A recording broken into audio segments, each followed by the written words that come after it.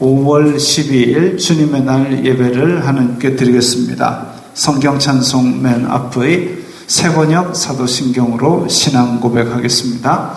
저는 전능하신 아버지 하나님 천지의 창조주를 믿습니다. 저는 그분의 유일하신 아들 우리 주 예수 그리스도를 믿습니다. 그분은 성령으로 잉태되어 동정녀 마리아에게서 나시고 본디오 빌라도에게 고난을 받아 십자가에 못 박혀 죽으시고 장사된 지 사흘 만에 죽은 자 가운데서 다시 살아나셨으며 하늘에 오르시어 전능하신 아버지 하나님 오른편에 앉아 계시다가 거기로부터 살아있는 자와 죽은 자를 심판하러 오십니다. 저는 성령을 믿으며 거룩한 공교회와 성도의 교제와 죄를 용서받는 것과 몸의 부활과 영생을 믿습니다. 아멘. 이 시간에는 일주일 동안 살면서 주님 뜻대로 살지 않았던 것들을 각자 목소리를 내어서 회개하는 기도를 드리겠습니다. 거룩하신 아버지 하나님 감사합니다. 저희들에게 예배할 수 있는 은혜를 주시니 감사합니다. 주여 불쌍히 여겨주시옵소서. 저희들은 죄인입니다. 세상 속에 살면서 세상이 주는 육신의 정욕, 안목의 정욕, 이생의 자랑을 따라 살았던 것을 고백하오니 용서하여 주시옵소서. 저희들의 마음으로, 저희들의 입술로 탐욕과 악독을 바라였던 것을 용서하여 주시옵소서. 저희들이 이 예배를 통하여 죄 용서받는 기쁨을 회복시켜 주시고 저희 속에 정직한 영을 새롭게 하여 주시옵소서. 저희들이 이 예배를 통하여 죄 용서받는 기쁨을 회복하고 또 하나님 앞에 다시 힘차게 세상으로 나아갈 수 있는 새 힘을 얻도록 도와 주시옵소서. 예수님의 이름으로 기도드리옵나이다. 아멘. 찬송가 569장 하면서 봉헌하겠습니다.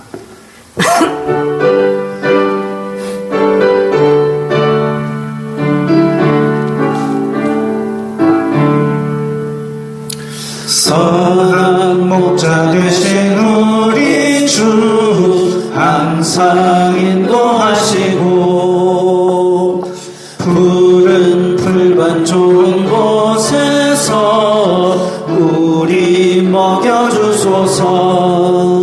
선한 목자 구세주여 항상 인도하소서. 선한 목자 구세주여 항상 인도하소서. 양의 문이 되신 예수여 우리 영접하시고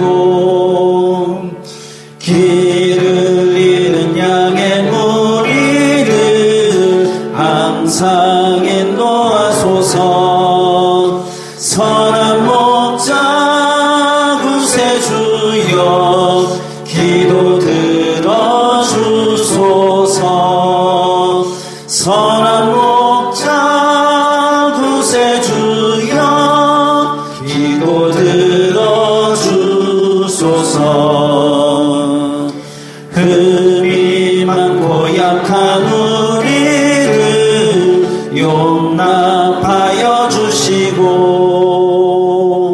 주의 넓고 크신 은혜로 자유 얻게 하셨네. 선한 목자 구세주여 지금 나아갑니다. 선한 목자 구세주여 지금 나아갑니다.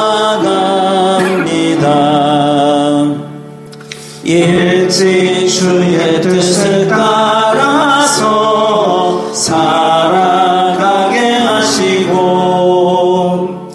주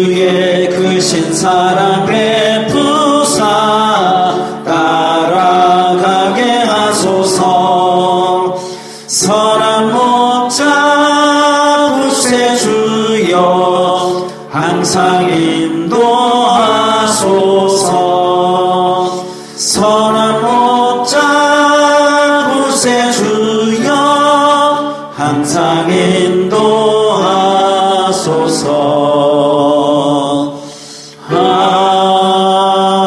아멘.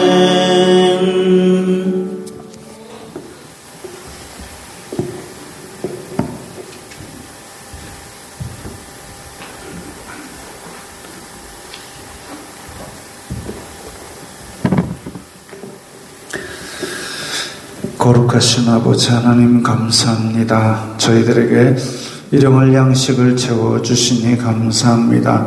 주님의 은혜 감사하여서 저희들이 각기 받은 복 중에서 예물을 드려오니 주님 기쁘게 받아주시옵소서.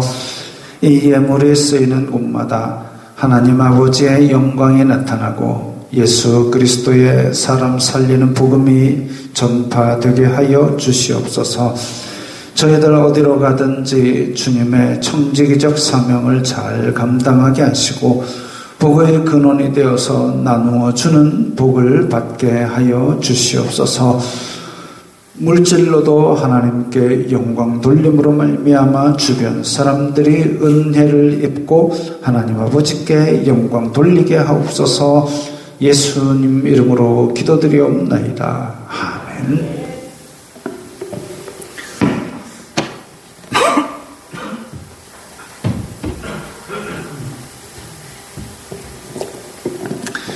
웨스트민스터 신앙 고백서 성찬 함께 읽겠습니다. 성찬을 거행함에 있어서 예수님께서 그의 사역자들에게 지시하신 것은 다음과 같다. 그가 성찬을 제정하시던 때에 주신 말씀을 회중에게 선포케 하신 떡과 포도주를 인하여 하나님께 감사하게 하여 그것들을 성별하게 하심, 떡을 떼고 잔을 들어 수찬 자들에게 나누어 주도록 하시되 그들 자신도 참여케 하심, 그 자리에 참석하지 않은 자들에게는 주지 않도록 하신 것이다. 천주교의 미사는 그리스도께서 제정하신 성찬의 성격과 위배된다.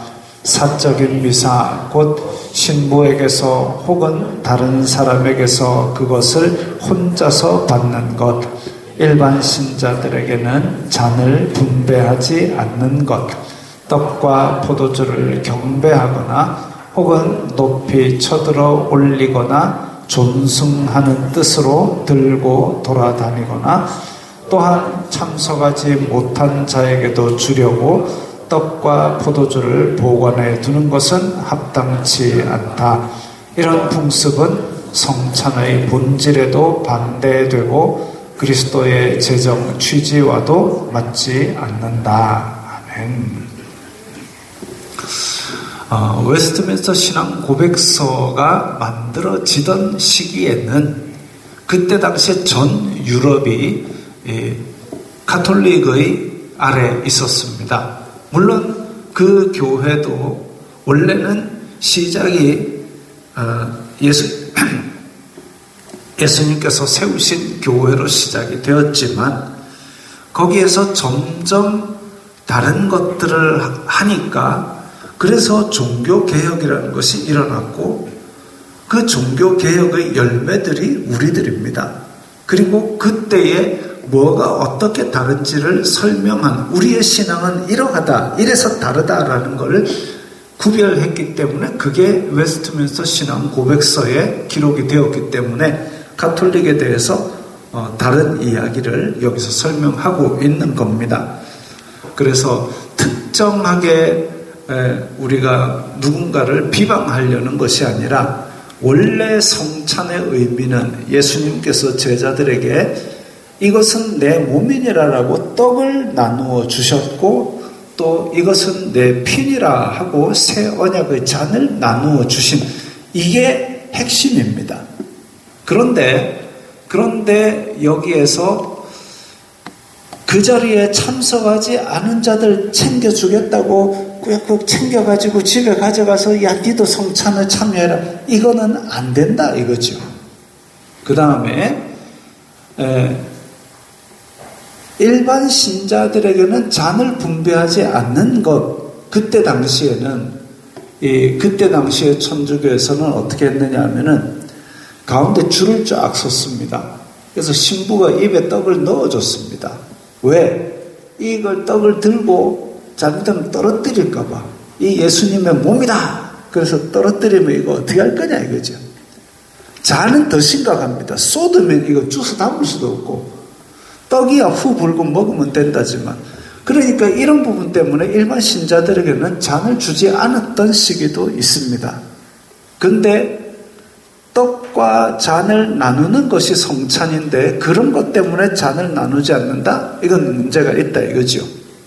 그리고 떡과 포도주는 그야말로 상징 의미를 가진 떡과 포도주이지 떡 자체가 예수님이다, 포도주 자체가 예수님의 피다, 이렇게 생각을 하게 되면 그걸 이렇게 높인단 말이죠. 이건 높임의 대상이 아닙니다. 상징하는 음식에 지나지 않는 것이죠. 그런데 이게 이제 상징하는 음식을 넘어서서 높이니까 떨어뜨리면 안 되고 흘리면 안 되고, 그러니까 포도주는 제외하고 떡은 입안에 바짝 넣어주고 이렇게까지 변질이 된 것이죠. 그건 아니다 이거죠.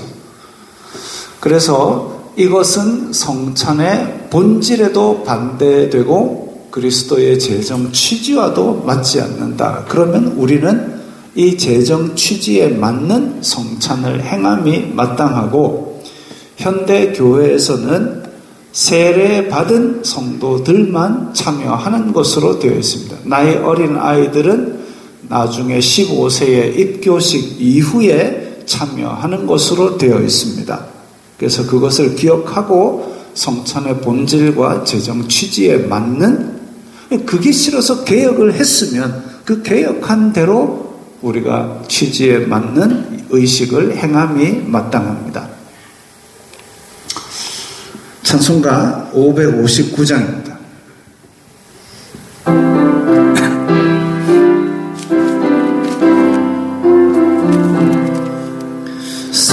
사철의 봄바람 불어있고 하나님 아버지 모셨으니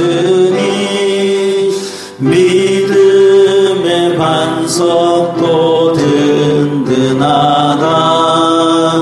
우리 집 즐거운 동산이라. 고마워라 임마누엘, 예수만 섬기는 우리 집. 고마워라 임마누엘, 복되고 즐거운 하루하루. 어버이 우리를 보이시고 동기들 사랑에 뭉쳐있고 기쁨과 서름도 같이 하니 한간의 초가도 천국이라. 고마워라 임마누엘, 예수만 섬기는 우리 집. 고마워라 임마누엘, 복되고 즐거운 하루하루. 아침과 저녁에 수고하여 다 같이 일하는 온 식구가 한 상에 둘러서 먹고 마셔. 여기가 우리의 낙원이 아니라 고마워라 임마누엘 예수만 섬기는 우리 집 고마워라 임마누엘 복되고 즐거운 하루하루. 563장입니다.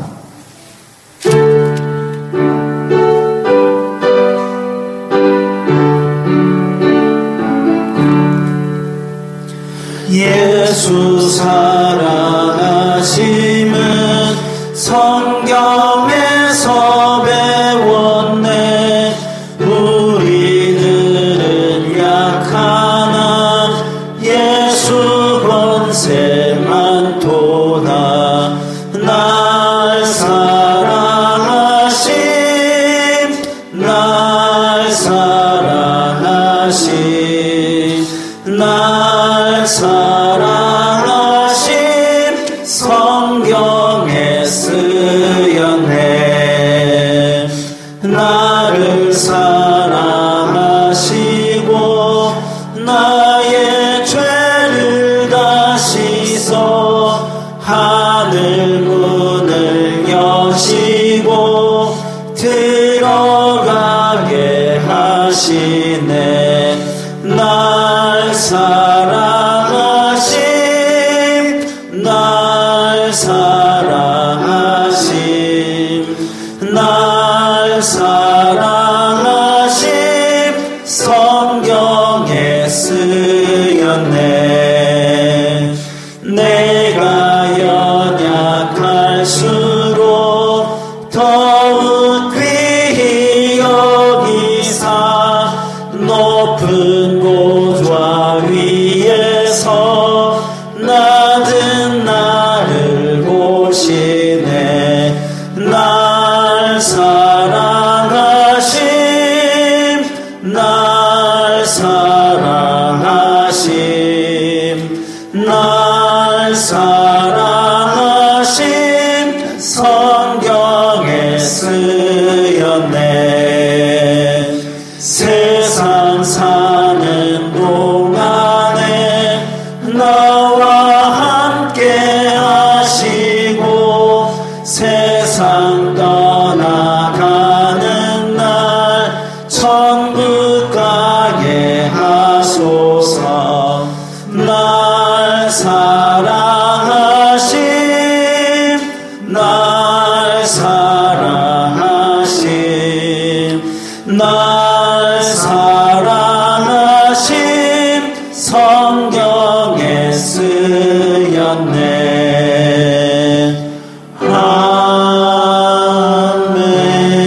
아멘.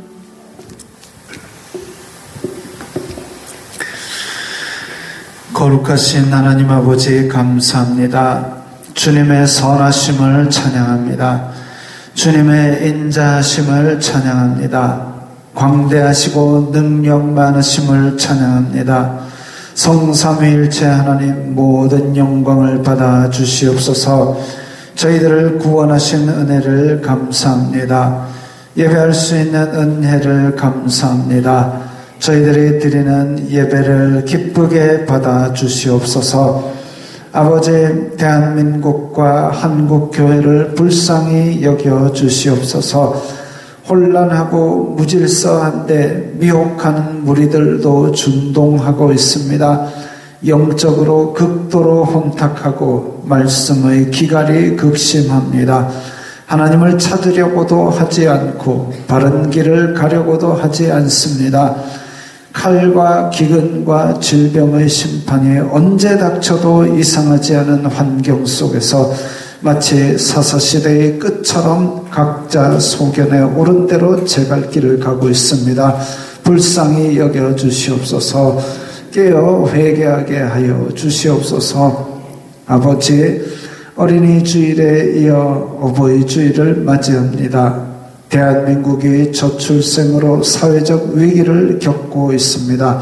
많은 가정도 위기를 겪고 있습니다.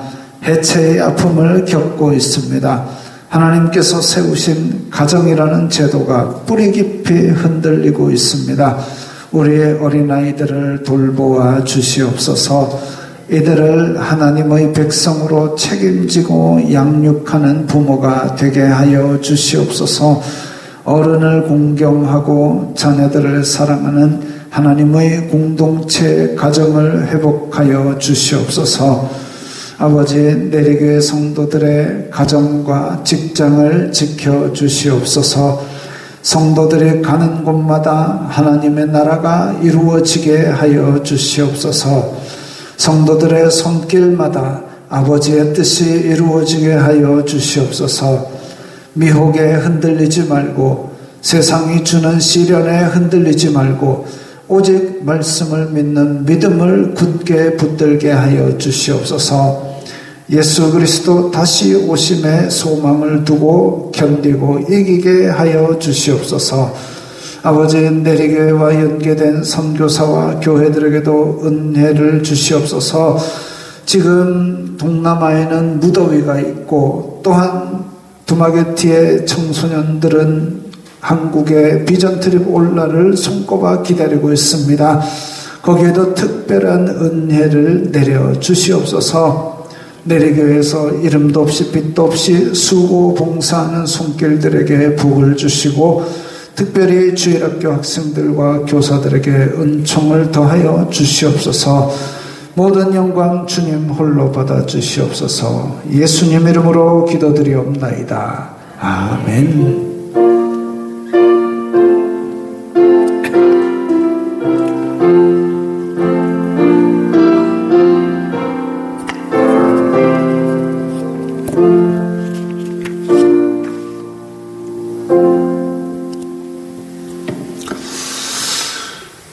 오늘은 어버이주일입니다. 그래서 우리 교회에서 조그만 선물을 65세 이상 어르신들께 준비를 하였는데, 지금 잠시 나누어 드리는 시간을 갖도록 하겠습니다. 좀 나누어 줄 수 있는 분들 좀 나와 주시고,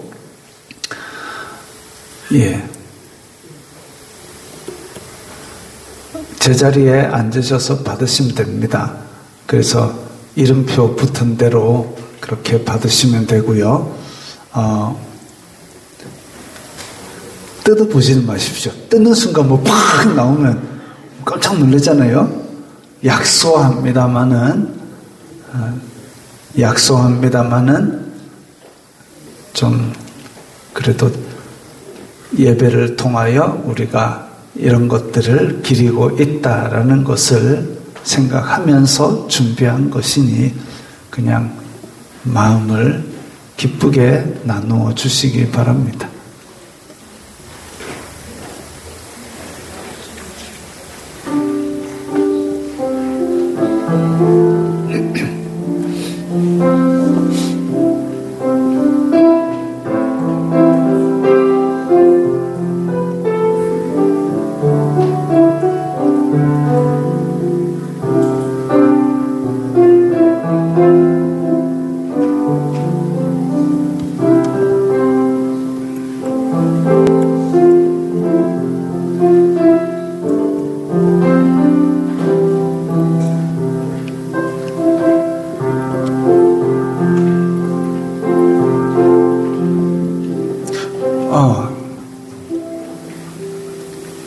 이권사님 위에 계신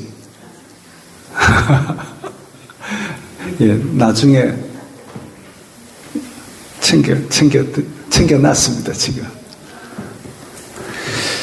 자, 이제 오늘 본문 에베소서 6장 1절부터 4절 신약성경 315면 에베소서 6장 1절부터 4절까지의 말씀 함께 읽겠습니다.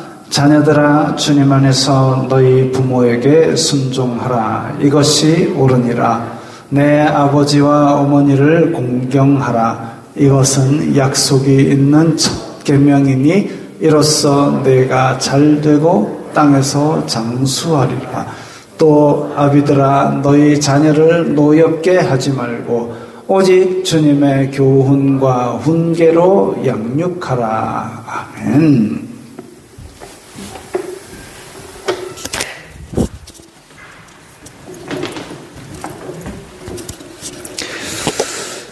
자, 오늘 본문은 에베소서입니다. 에베소서는 바울이 로마에 1차 투옥되었을 때에 저 주황색 화살표 에베소라는 도시에 있는 교회 에베소 성도들에게 보낸 편지입니다. 에베소서는 전체가 6장인데 1장부터 3장 앞에 전반부는 복음의 교리에 대해서 설명하고 4, 5, 6장 뒤에 석장은 그리스도인은 어떻게 살아야 되는가를 말하고 있습니다. 그런데 그리스도인은 어떻게 살아야 되는가? 부모 공경하고 살아야 된다.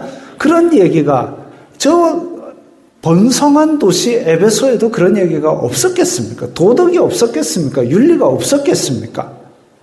근데 오늘 본문 앞뒤를 더 읽어보면 일반 사회의 모든 사람이 아는 윤리 도덕보다 더 높은 기준으로 살아야 되는 그리스도의 일상을 말하는 겁니다. 그러니까 그리스도인들은 남들이 하는 것보다 세상에서 인정받는 윤리 도덕을 조금 더 챙길 수 있어야 된다. 안 보더라도 스스로 챙겨야 된다. 왜? 우리는 예수 그리스도라는 이름을 달고 있기 때문에 내가 잘못하면 예수님이 욕먹으니까 그래서 좀 더 잘해야 된다. 그 얘기를 하고 있는 거죠. 오늘 본문 특히 부모 자녀 관계 이야기라서 1년에 한두 번은 꼭 듣는 말씀입니다. 자녀들은 부모님께 순종해야 됩니다. 제가 그린 그림입니다. 어젯밤에 그린 건 아니고 제가 지난번에 교육부 프로젝트로 그림을 많이 그렸는데 쓸만한 그림이 있어서 그냥 비슷하게 가져왔습니다. 어쨌든 부모님께 순종해야 됩니다 하면 어떤 사람은 또 묻습니다. 그러면 부모님이 교회 가지 마라 그러면 순종해야 됩니까? 자, 에베소서 수신자가 누굽니까? 에베소 교회 교인들입니다. 성도의 가정에서 자녀를 복음으로 양육하려는 부모들에게 준 말씀입니다. 그래서 주님 안에서 순종하라고 그래놨지요. 자, 부모에게 순종하는 이유가 뭘까요? 부모에게 순종하는 이유는 옳기 때문입니다. 옳으니까 하라. 우리가 세상 속에 살면서 세상이 주는 가치관은 육신의 정욕, 안목의 정욕, 이생의 자랑, 거기에 많이 물들기 쉽습니다. 그러니까 우리가 입버릇처럼 하는 말이죠. 다 먹고 살자고 하는 일이지. 먹고 살자고 하는 일이지라는 얘기는 물질적으로 이익이 되기 때문에 그걸 한다는 얘기죠. 근데 먹고 살자고 하는 짓이지, 혹은 그 돈 되나? 나에게 무슨 이익이 있거나 내 명예를 높이거나 이런 일이 그게 내 욕심을 얼마나 채워주느냐가 그 일의 가치가 되는 겁니다. 그게 세상이 주는 가치관입니다. 근데 이 세상이 주는 가치관이 마냥 옳으냐? 겉으로 보기에는 옳게 보이겠죠. 그래서 건물을 세우는데 왜 우리 지난번에 그런 거 있었지 않습니까? 건물이 후루룩 무너져 내린 사례가 있었지 않습니까? 왜 무너졌냐? 나중에 조사를 해보니까 원래는 기온이 몇 도 이상 내려가면 그 콘크리트가 얼기 때문에 그래서 아주 약해진답니다. 그래서 그런 날은 타설하면 안 된답니다. 근데 했대요. 근데 거기서 뜨신 바람을 막 틀어가지고 그렇게 했대요. 근데 뜨신 바람을 그날 안 틀었대요. 왜? 돈 아낀다고. 그러니까 이게 돈 되느냐? 세상의 기준으로 돈 되느냐 안 되느냐 그것 따라서 돈을 빡빡빡빡 깎다 보니까 정작 건물을 세웠는데 건물이 후루룩 무너져 내렸다는 겁니다. 그게 세상이 주는 가치관입니다. 그리스도인은 세상 속에 사니까 먹고 살기 위해서 세상이 주는 가치관도 좋겠지만 그보다도 더 높은 가치 판단 기준을 가져야 됩니다. 자, 지금 약속 장소에 가고 있는데 갑자기 어떤 사람이 쓰러졌어요. 아니면 뭐 차에 치여서 신음하고 있어요. 아니면 뭐 하고 가슴을 자꾸 부여잡고 쓰러지는 사람이 있어요. 그러면 어떻게 합니까? 나는 늦으면 안 되니까 빨리 갈게요. 안녕? 이러고 가야 됩니까? 아니잖아요. 119 신고해야죠. 사람이 쓰러졌어요. 그러면 그 사람 숨 쉬나 보세요. 숨 안 쉬어요. 그러면 이거 좀 하세요. 그렇게 해서라도 사람을 살리는 게, 그럼 난 늦잖아요. 잘못하면 내 손해보잖아요. 근데 왜 그거 하고 앉았습니까? 그게 옳으니까. 그겁니다. 세상이 주는 육신의 정욕, 안목의 정욕, 이생의 자랑, 내 욕심은 채워줄 수 없지만 그게 옳으니까 손해를 보고라도 해야 되는 게 있는 겁니다. 그게 세상이 주는 가치관보다 더 높은 수준의 가치 기준입니다. 신약 성경에 옳기 때문에 하라는 말씀이 서너 군데 있습니다. 그 중에 예수님의 말씀, 안식일에 선을 행하는 것이 옳으니라. 유대인들은 안식일에 아무 일도 안 합니다. 뭐 짐을 지고 나르는 거 이것도 안 됩니다. 그런데 안식일에 양이 구덩이에 빠졌으면 그거 안 건질래. 저거 무거운 거니까 올리는 거 그거는 짐입니다. 짐을 옮기는 거는 안식일에 일하는 겁니다 하고 양이 구덩이에 빠졌는데 냅두느냐? 아니다 이거죠. 그런 것처럼 안식일에 선을 행하는 것이 옳으니라. 예수님의 말씀입니다. 너희도 서로 발을 씻어주는 것이 옳으니라. 예수님께서 제자들의 발을 씻기시면서 내가 이렇게 선생이 되어서 너희들을 발을 씻겨주고 섬겼으니까 너희들도 서로 발을 씻어주는 게 옳으니라. 옳기 때문에 손해를 보더라도 해야 된다 이거죠. 돈도 안 되고 내 명예를 높일 일도 아니지만 발을 씻어주는 게 내 명예에 뭔 도움이 되겠습니까? 그러나 오히려 귀찮고 시간도 들고 돈도 든다 할지라도 그 일이 옳으면 하라 이거죠. 성경의 명령이기 때문에 하는 겁니다. 부모에게 순종하는 것은 옳은 일입니다. 세상이 주는 육신의 정욕, 안목의 정욕, 이생의 자랑과는 무관할 수도 있습니다. 그러나 옳기 때문에 하는 겁니다. 성경에 하라니까 하는 겁니다. 옳은 일을 하면 이거 아니구나. 옳은 일을 하면 하나님께서 알아주십니다. 하나님께서 복을 주신다고 그랬습니다. 옳은 일은 인간이라면 마땅히 해야 될 일인데 마땅히 해야 될 일을 했는데 그럼에도 불구하고 하나님께서는 상도 주신대요. 마땅히 해야 될 일을 했는데 하나님께서 상을 주신다. 얼마나 좋은 일입니까? 그거 생각해 보시면 돼요. 아기가 있어요. 빽빽 울어요. 울어요. 근데 울다가 울음을 그치고 하고 불 했어요. 그럼 어쩝니까? 이거 들어보라 이러면 똥 쌌나? 다시 밀어야지 안 하잖아요. 아이고 쑥 빼냈어. 잘도 싸지. 마땅히 나올 건데 나오니까 막 좋아해요. 왜 그럽니까? 내 새끼니까. 하나님이 우리를 사랑하시고 우리를 바라보시는 눈길이 그렇습니다. 마땅히 해야 될 착한 일인데도 그걸 하면 기뻐하셔서 상을 주십니다. 하나님께서 복을 주십니다. 부모를 공경하는 자를 하나님께서 복을 주신다고 했습니다. 오늘 본문에서 약속이 있는 첫 계명이라고 그랬습니다. 10계명 중에 있는데 모든 계명은 마땅히 지켜야 하지만 이것이 약속 있는 첫 계명이라고 그랬습니다. 하나님하고 인간하고 약속이다. 보통 일반적으로 약속이라 그러면 쌍방이 다 약속을 지켜야 됩니다. 야, 오늘 오후 4시에 서면에서 만나.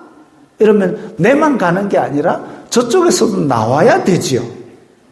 그런데 하나님과 인간 관계에서는 뭘 복을 주리라.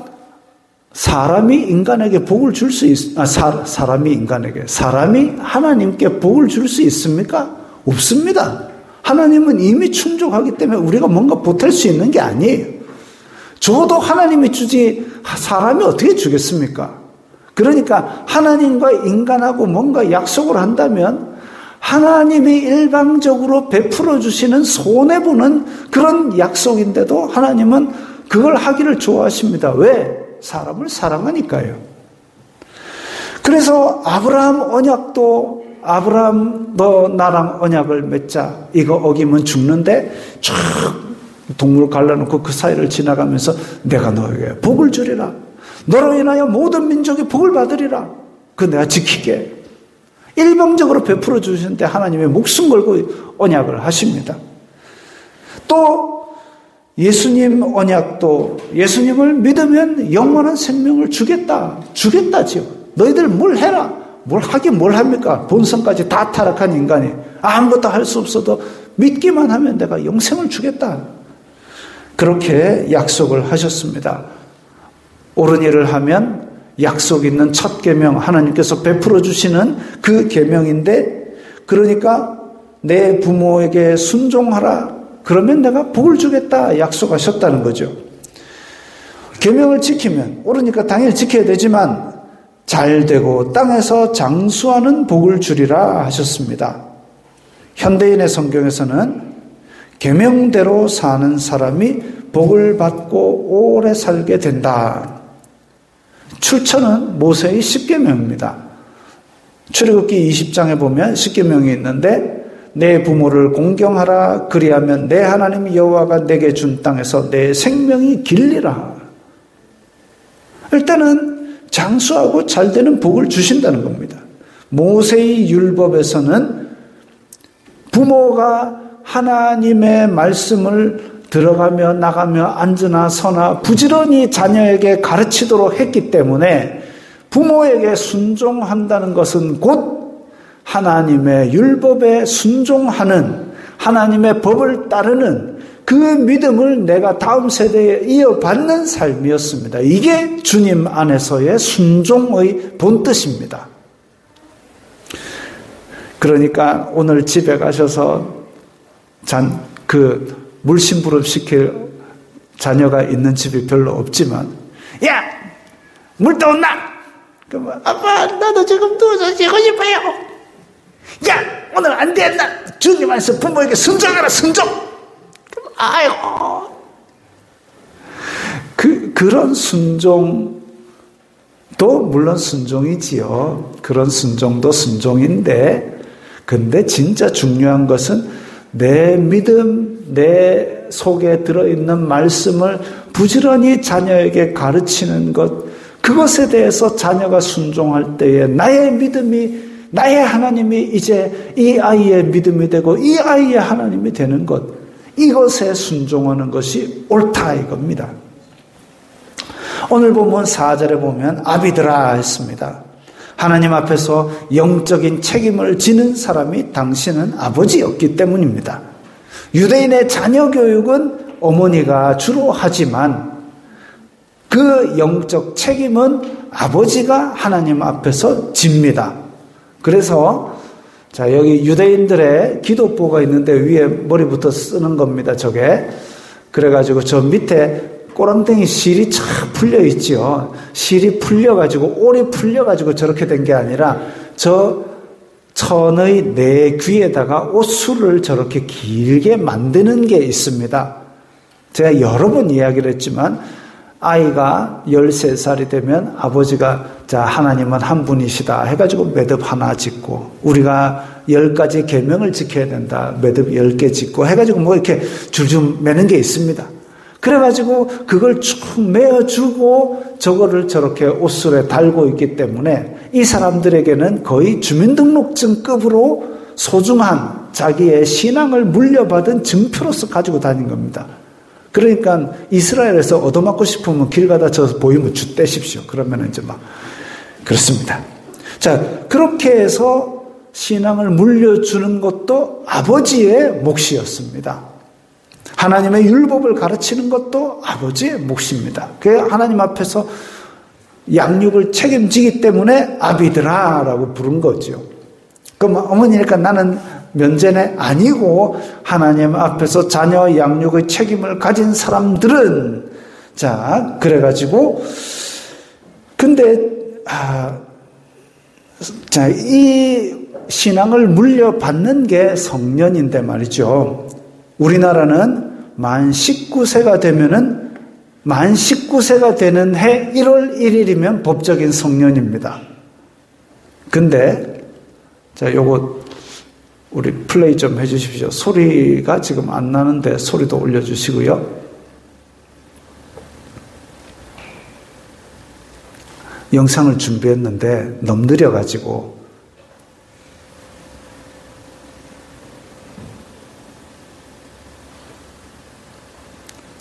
믹서에 소리가 지금 안 나고 있어요.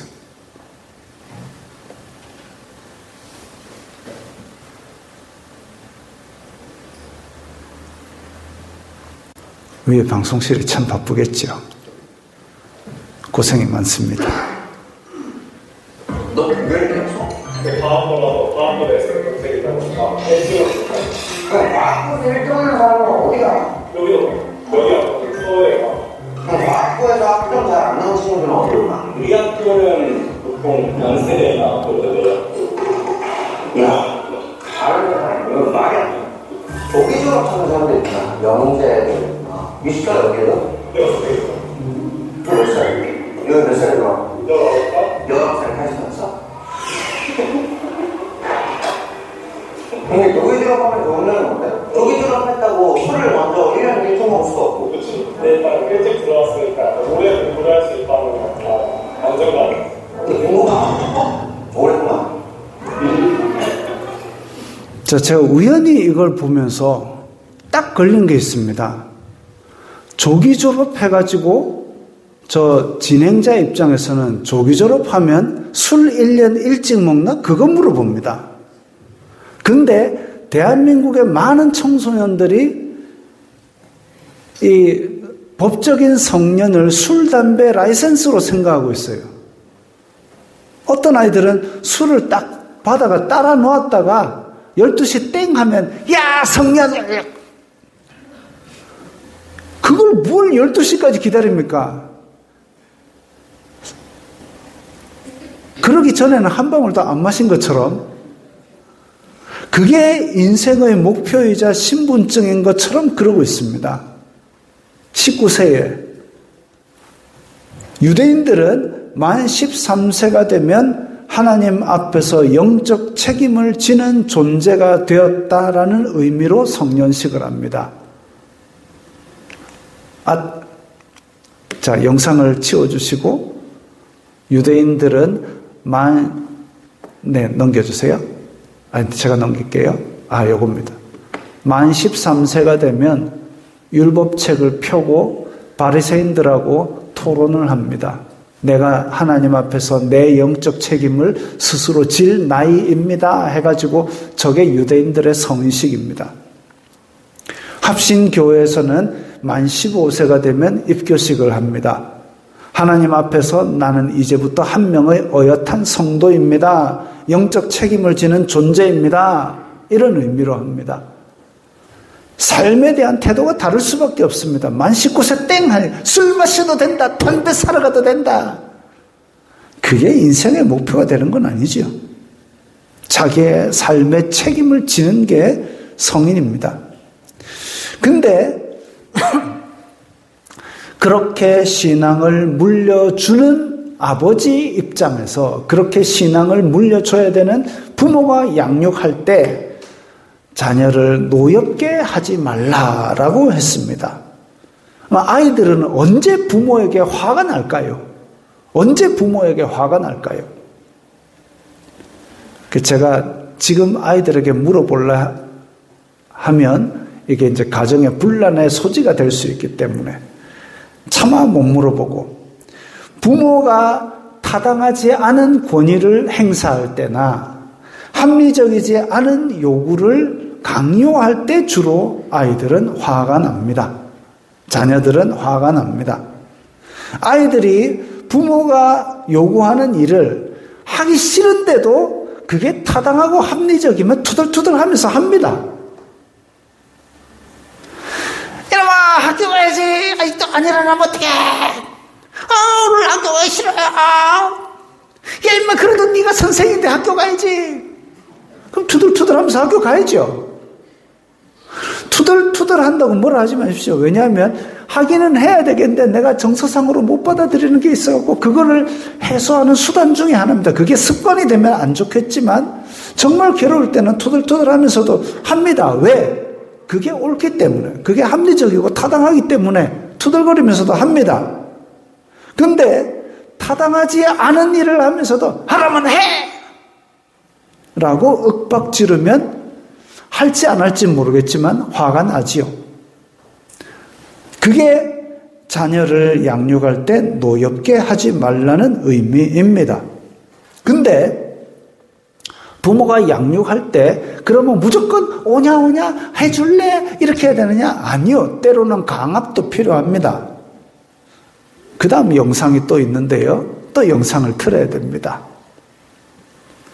펜스라는 영화의 한 장면입니다. 펜스 울타리라는 뜻이죠. 자, 아니, 요 잠깐만 멈춰주세요. 잠깐만 멈추시고요. 제일 앞으로 돌려가지고 그 다음에 자막이 좀 더 보일 수 있게 좀 더 키워도 됩니다. 위에 아래 위가 좀 잘려도 괜찮습니다. 좀 더. 자, 이게 펜스라는 영화라고 합니다. 저도 이 영화는 못 봤는데요. 아이가 뭐 하려 하면 아빠가 그건 하지 마. 자꾸 이제 그렇게 엄한 훈육을 합니다. 근데 엄한 훈육을 하도 하니까 아이가 아빠는 나를 사랑하지 않나 해가지고 한번 반항을 부려보는 거예요. 그래가지고 나 사랑하나요? 내가 왜 니를 좋아해야 돼?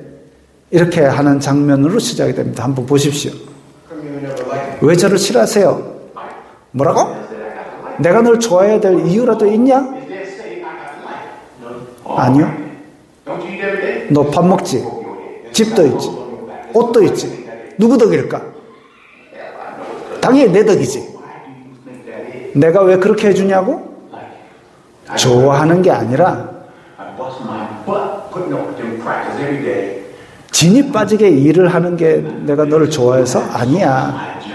내 일이니까 그런 거야. 내 책임이니까.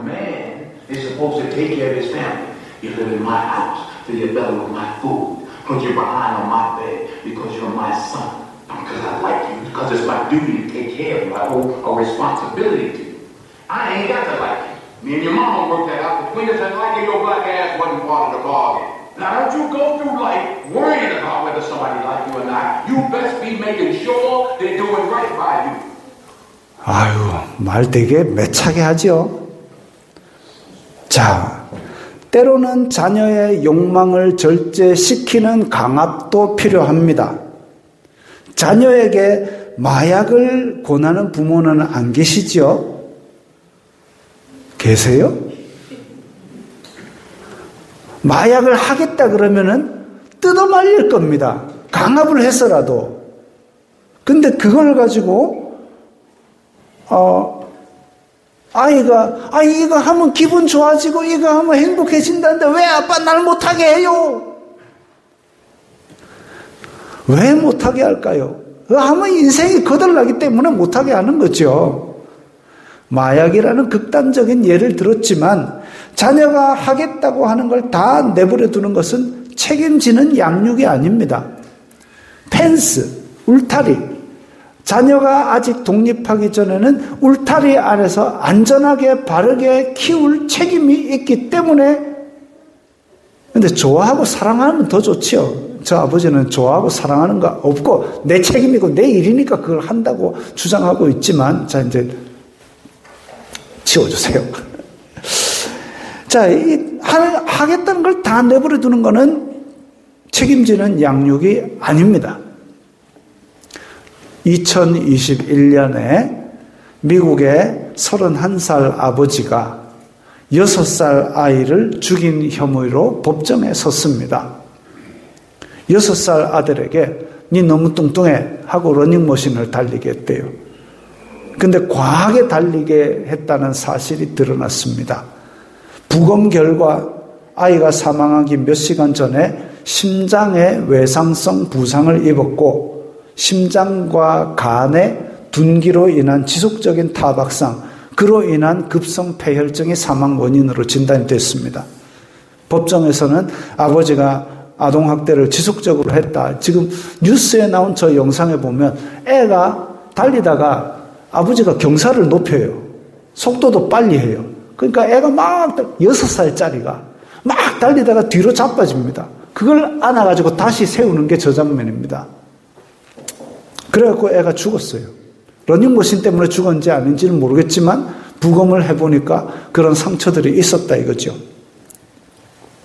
학대입니다. 이건 부모, 자녀를 양육할 때 노엽게 하지 않는 게 아니라 이건 그냥 학대입니다. 양육도 아니고 이건 그냥 학대입니다. 신체적 학대도 있고 또 한편으로는 정신적 학대도 있습니다. 신체적 학대는 상처는 시간이 지나면 깨끗하게 낫기도 하는데 정신적 상처는 깨끗하게 낫는 경우가 드뭅니다. 어떤 부모는 자기의 부정적 감정을 자기가 스트레스 받고 자기가 화난 일이 있으면 집에 와서 아이에게 쏟아내고 화풀이를 합니다. 성도는 그러면 안 되지요. 부모는 하나님께서 위탁하신 자녀를 함부로 대하지 말아야 합니다. 그렇다고 해서 자녀에게 너 이러면 되겠어요? 안 되겠어요? 이런 거 보면 똥새거라 봐감. 그런 건 바른 양육이 아닙니다. 부모는 부모로서의 권위를 하나님께서 주셨습니다. 그래서 순종하는 게 옳다고 그까지 말씀하셨는데 거기서 아이에게 바른 길을 가르치면서 살살살살 야 파란불 되면 건너야 돼요? 안 건너야 돼요? 이렇게 하고 앉았으면 그거는 말도 아닌 거죠. 그건 바른 양육이 아닙니다. 그러면 어떻게 해야 되느냐? 주님의 교훈과 훈계로 양육하라 그랬습니다. 헬라어의 사전적 의미를 보면 교훈 이러면 잘못된 걸 체벌로 바르게 하는 것을 말하고 훈계는 말로 바로잡는 것을 말합니다. 그렇다고 해서 좁히고 꾸중하라는 뜻이 아니라 그리스도인다운 행동 양식을 가르쳐서 자녀들이 그리스도 안에서 성숙할 수 있도록 하라는 말씀이죠. 교훈과 훈계, 체벌하고 말로 꾸중해라 이러니까 말 꾸중하고 패는 게 아니고 율법에 보면 사람을 죽인 자는 끌어내서 돌로 쳐 죽일지니라 하니까 야 돌로 쳐 죽이라는 말인가 없다. 그러는 얘기가 아니라 죽이지 말란 얘기잖아요. 그것처럼 주님의 교양과 훈계로 양육하라는 얘기는 주님의 바른 길을 가르쳐서 바른 길을 떠나지 않도록 부지런히 양육하라는 얘기입니다.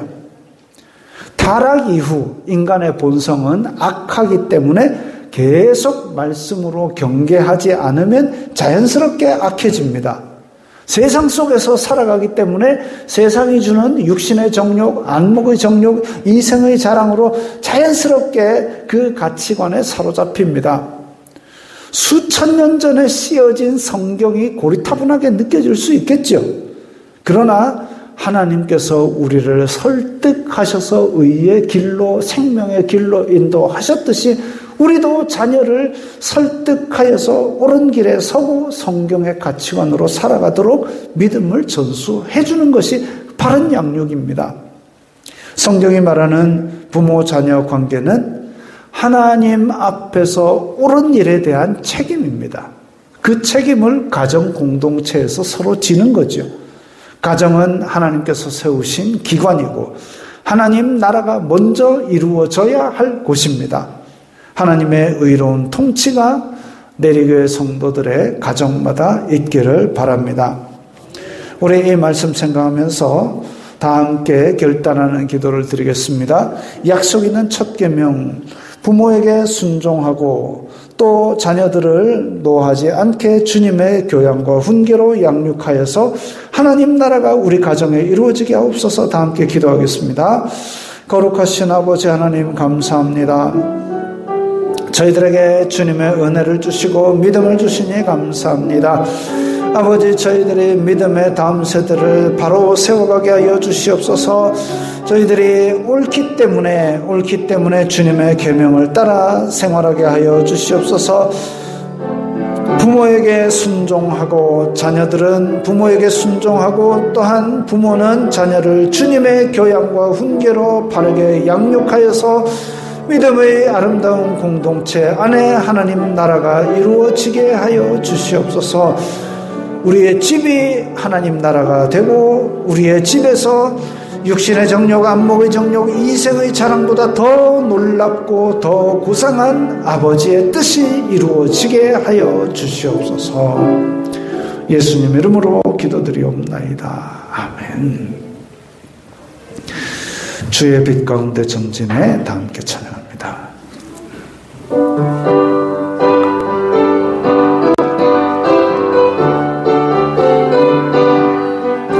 주의 빛 가운데 전진해, 주의 빛 가운데 전진해, 주의 빛 가운데 전진해, 주의 빛 가운데 전진해. 우린 전진 우린 전진, 오 주의 빛 가운데 전진해. 우린 전진 우린 전진, 오 주의 빛 가운데 전진해.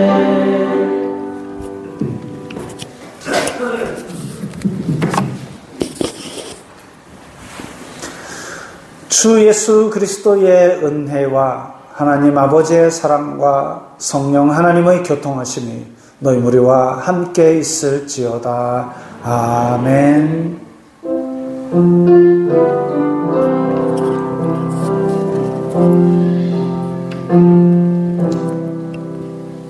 건강하시고 평안하시고